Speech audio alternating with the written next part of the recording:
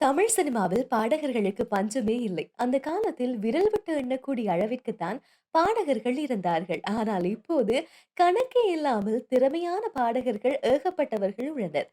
அப்படி ஹிந்தி, தமிழ், தெலுங்கு என அனைத்து மொழிகளிலும் பாடல்கள் பாடி அசத்தி வருபவர் தான் ஜொனிதா காந்தி. கனடாவில் பிறந்து வளர்ந்த இவர் ஹிந்தியில் வெளியான சென்னை எக்ஸ்பிரஸ் படத்தில் இடம்பெற்ற பாடல் மூலமாக பின்னணி பாடகியாக அறிமுகமானார். தமிழில் "ஓ காதல் கண்மணி" படத்தில் இடம்பெற்ற "மென்டல் மனதில்" பாடல் மூலமாக அறிமுகமானார். சமீபத்தில் ஒரு பேட்டியொன்றில் ஜொனிதா காந்தி பேசிய போது, எனது நண்பர்களின் பதிவை இன்ஸ்டாவில் பார்த்துக் கொண்டிருந்த போது, ஒரு ஆண் தனது அந்தரங்க பகுதியை பகிர்ந்து அதன் பின்னணியில் எனது போட்டோவை வைத்திருந்தார். எனக்கு இது அதிர்ச்சியை தந்தது. இது மாதிரியான நபர்களை நான் பிளாக் செய்து விடுவேன். இது மாதிரியான சம்பவங்களை நான் பெரிதாக எடுத்துக்கொள்வது கிடையாது என்பதால் யார் மீதும் வழக்கு தொடரவில்லை. ஆனால் இது பாலியல் சீண்டல்தான். இதுபோல பலர் எனக்கு தொல்லை கொடுத்துள்ளனர் என பேசியுள்ளார்.